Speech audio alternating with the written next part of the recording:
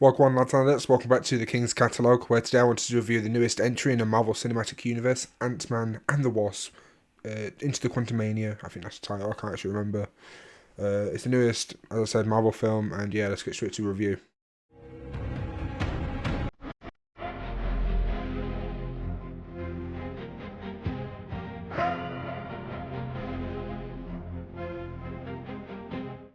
So the plot in this film is very, very basic. They get shrunk down into a small world and they have to escape.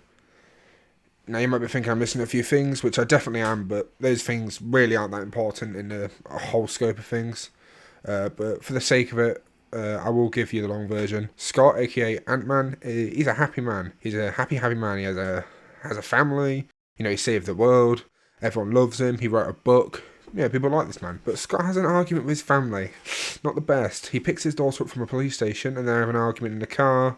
Then they have an argument during dinner. It's a whole thing. And I can't remember how, but Scott's daughter piped up a bit, puffed her chest. Not physically, actually. Just a term. And wanted to help the world, but she didn't know how. She was kind of misguided to help the world, so she built a machine with the help of her grandpa. During the blip, she read all of his manuals or whatever, and she made I can't remember what they called it. Basically, a communicator to get messages from the quantum realm to the main world, aka Earth, and it doesn't turn out very well. And just to get what the quantum realm is a subatomic area, they describe it as its own universe, but I don't know if that's really true. It's basically its own universe. It has its own laws, own rules, everything. It's a different place. But it's so small. It's hidden. That, just a tiny part. I don't know how to describe it, to be honest with you. But once Scott's daughter turns on basically the beacon, Scott's mother-in-law starts, shouting, "Oh, what are you doing? What are you doing?" She yanks out, pulls out this cable, but it was too late. And a ball of energy just forms above the beacon. And it sucks them all in. They all get shrunk down into this little ball. And they're now in the quantum realm and they have to try and escape. That's basically the plot of it, with no spoilers. We're going to get into a bit of a spoiler bit now. I don't really need to tell you much the rest of the plot. They basically just find Kang and then fight Kang. Kang gets defeated. Once he's defeated, they go back to Earth. It literally is that. It's very, very simple. There's a few people they meet along the way. Not very many important people, but they do meet some people along the way.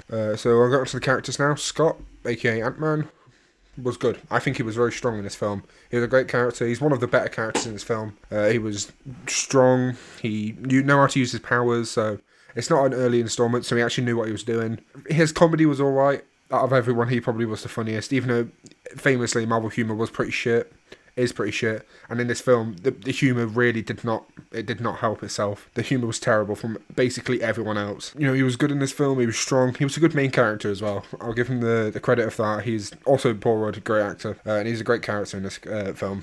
His daughter, on the other hand, was on the other end of the spectrum. She was absolutely awful. The actress playing the daughter was not good at all. The writing for the daughter was not good at all. She was the most annoying character in the whole thing. Her idea of helping the world at the start of the film, as she said, was fighting a policeman, which is just...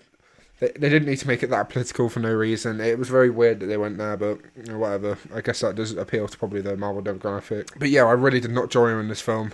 If she wasn't in the film, I think the film would probably be a higher score. I know she was probably one of the main characters. She was one of the main characters. They tried to use her as a driving point for Scott to do well. But I don't know why you would use her as a driving point. I really don't know. She was really, really bad in this film. Scott's other family members, I'm going to try and skip through them a bit. I will go through them now, but I'm not going to put too much detail into them because they're not as important. The Wasp was good.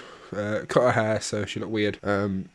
But she was pretty empty in this film. I didn't think she had much sustenance, even though it was Ant-Man and the Wasp. She was pretty dull. She didn't really do much for the story. She didn't really help out. Obviously, she fought a few baddies, but, everyone did that. She was kind of just there. It didn't really feel like they put much work into her. And same with most of the family here. Hank Pym, he was good. I think Hank was very strong in this film. I think he was one of the better characters. Him and Ant-Man were probably my two favourites. Just combined. I don't want to rank one another. I think they were both good, though. It was fun. His humour was alright as well. It was just enjoyable. He was generally just an enjoyable character in this whole film. I'm glad he was in it, because if him and Ant-Man weren't in it, it would be it would be terrible. It would be a 1. This film would be an absolute 1. So going on from... Oh, and I can't remember her name actually, but Hank's wife, Mrs. Pym, I'm just going to call her Mrs. Pym. She was very weird in this film, very misguided. I didn't think she really helped. Obviously, she tried to help, but she didn't. At the end of it, she didn't help at all. She was mysterious. Her writing in this thing was really bad. That's a common theme in this whole film. The writing just was not there. They really didn't put much effort into that department. Unfortunately, because if this film was written a bit better, I think it would have been a lot more interesting. I think it would just be a higher score in general. Everything would just be improved if the writing was better. Because they had the characters, the scenery, they had basically everything they needed, but they just fucked up on every single one. Right, now, this is a big one, so this is the biggest spoiler, apart maybe not from another one, but this is a big spoiler. Kang is basically going to be the new big villain in Marvel. I don't know much about Marvel. I'm not a massive Marvel fan. I'm quite far behind with the films, just because they've not been very good, and this reinforces it. Kang was cool. He was very good in this. His powers were very good, but also extremely fluctuating, if that's a great word for it. He would be very, very, very strong at points. He'd be super overpowered, but he'd crowds of people just getting rid of him, making him disintegrate like that. But then at other points, he'd just lose. Like, the reason he lost the whole thing. This is a big spoiler. Hank, near the end of the film, comes with a wave of ants and defeats him with ants. This man was supposed to be a conqueror, right? This man had killed timelines, like planets and all that stuff. He'd defeated Avengers before. How the hell is he losing to ants? It's weird. Why are the ants strong in this? Why do they have any sort of power? It doesn't really make any sense to me. I think it's pretty stupid that ants are the reason he loses. Like, oh, Ant-Man. You get it because it's Ant-Man. He's lost to ants. Oh, that's the whole thing. But no, it was terrible. So I think they should have made him stronger. Biggest spoiler, he loses at the end and he dies. It kind of ruins it a bit. He was supposed to be the evil Kang. All the other Kangs, they're pretty evil, but they're not as evil as him. He's supposed to be the Kang that's like the defeater. All the other Kangs, there's the Kang group at the end of the film as well, but he was supposed to be the main Kang, to be a threat. And he's dead now, so. And this is a really weird complaint. My final complaint from Kang. I think he was in just a bit too much. He was in every scene of this film. It was basically Kang's film, which is upsetting because he also dies at the end. So it doesn't really mean anything to have this character shown off so much. I know it shows off all the other Kangs and they're going to come back and they're going to defeat him, but he was just bad. He just wasn't good in this film. He was cool at times. He's really, really cool at times, but other times he's just so dull. Going back to this, actually, he has the power to throw people. So he just goes like that and he flings people. And this is with one flick. What if he used his whole hand? Everyone could get rid of crowds just as this. Everyone's gone. Everyone's dead. Just as this. But he doesn't. He just tries to fight them with his fist and smack them about. Very stupid. Yeah, we're being a bit too much. I think that's all I can say about Kang. Now, this is probably the most disappointing and the worst part of the film. And I'm so sorry to tell you all, if you've not seen the film, MODOK was in this film. The great Iron Man supervillain was in an Ant-Man film. He looked terrible. They butchered his character completely. He was just this insane character. Do you remember the Bee from I don't know what his name was. I think they just called him the Bee. He was in the first Ant-Man film. Yeah, he was in this. He was MODOK.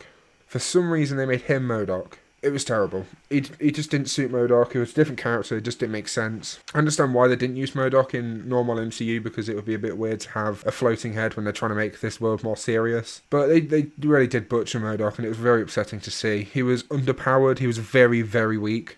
His introduction thing was him flying around with swords, got his swords, he's shooting bastards, he's killing waves. After that, he is literally a little baby bitch. You could smack him and he'd just, oh. He's just smack him, just fuck off. He's done. He's terrible. He's just terrible in this film. Right. What else? Okay. He looks awful. He just looks terrible. He's bald for some reason. He's supposed to have hair, first of all, MODOK. I don't know if you've seen normal MODOK. He has a bit of a stubble at the top. And the worst bit was, actually, I'm not even sure what they're doing now. I think they just changed it. I can't remember. I'm not seeing much Marvel. I'm not a massive fan. I'm a phony. They made him really goofy. And you might think, oh, that's a weird word to use. No, it's not. If you've seen this film, he is the goofiest character in this film. When he's defeated by Cassandra, Cassandra defeats him. Do you know how? She just gets bigger and punches him. One punch. I'm down. Oh. He says, oh, what can I do to stop this? Please, this fight isn't over. What do you think Cassandra says? Don't be a dick. Don't be a dick. Everyone, when I was in a cinema with this, everyone's going, there's four. So, you know, it's kind of audience it is, but yeah, they literally said, don't be a dick. Why is that a big point of it? Be a dick, you're a supervillain. Oh, and he dies at this as well, so he's done. There's no more MODOK. He's actually just dead. He's died in this. The only chance they could do is if they revive him, because he is part machine, but I don't think they will. I think he's just gone now. So I'm sorry to any MODOK fans, including myself. I actually wanted to see MODOK as he's one of my only Marvel characters I like. Him and Ghost Rider, I wanted them. They've ruined that. bring Ghost Rider, please. Just please do a Ghost Rider film that's good. If they butcher a Ghost Rider film, I'm going to hang myself. Right, so we're done with MODOK. Now, creatures. Okay, sorry, pros for the film. Creatures, okay? The creatures were very cool in this. Kind of Star Wars. Very, very Star Wars. You know, you've seen Star Wars, you've seen a lot of creatures in this. They look very similar. I felt this film did heavily inspire from Star Wars. It was a very Star Wars-like film. You know, they go to a weird world, like another universe. There's creatures everywhere. They're basically the fish out of water because they're the weird ones in that situation. So yeah, with it all being like very weird and then not knowing where they are. So that's one of my only pros. I've got one other pro, which is it's watchable. As bad as I'm saying it is, when you watch it for one time, it's alright. I wouldn't recommend paying for this film, by the way. Just wait for it to be on Disney Plus. Give it a month.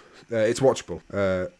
You know, it's not like it's a really, really bad film that it's uncomfortable to watch. There's bits where it's really corny, it's really cheesy at points, which I'll get onto in a second, but it's at least watchable. You're not going to be really angry after watching it. Right, now I'm going for the cons. Right. The CGI looked absolutely terrible. It was so cheap looking. There were points where, like, you could tell when they were getting sucked into the quantum realm, they go through the big thing when they go down really small. And you can see bits where Scott's like turning around going, oh. He's like clearly just sat down going, oh. It looks terrible. It looked awful. I didn't get the point of it. You know, apart from the creatures, like the creatures look cool. They were the only good CGI. Rest of it, terrible. Absolutely awful. Wouldn't recommend it, watching this. Comedy was awful. You know, you get the Cassandras, you go, oh, sticky dicks. And then, you know, that's the joke. That's the end of it. That's basically the Marvel Cinematic Universe comedy. And all the Marvel fans I was with in the cinema, they were eating it up. They were loving this. They were loving that. And I don't get how. They made jokes about cockholes, and that was the joke. Oh, man, 7 holes. Oh, I want more holes. Give me holes. That was literally a joke. I'm not even being creepy. That is the joke in the film. There's a creature that doesn't have any holes. And then he gets holes, and he goes, oh, I've got a hole now. It's just terrible. So after all that, I just didn't enjoy the film. I'm going to be honest with you. I really didn't enjoy the film. If I had to give this film a score, I'm being generous with this because it was watchable. The CGI, the aliens look cool. You know, Kang was cool at parts, wasn't the best. You know, they tried with MODOK. MODOK didn't work out. He was terrible in this. I'm going to give it a 4.5. You might think I'm being either stingy or I'm being generous. I just felt that was a 4.5. Before, I had a prediction for it to be a 6 or a 7 before I watched it. It really didn't meet my expectations, unfortunately. But yeah, that's it from me. If you want to watch Ant-Man and Quantumania, it will be on Disney Plus in a few months. So do not pay for it. I really don't think you should pay for it. I never endorse piracy. Wink, wink, nudge, nudge. So, you know, never do that. So yeah, that's it from me. Thank you for watching. Yeah, see ya.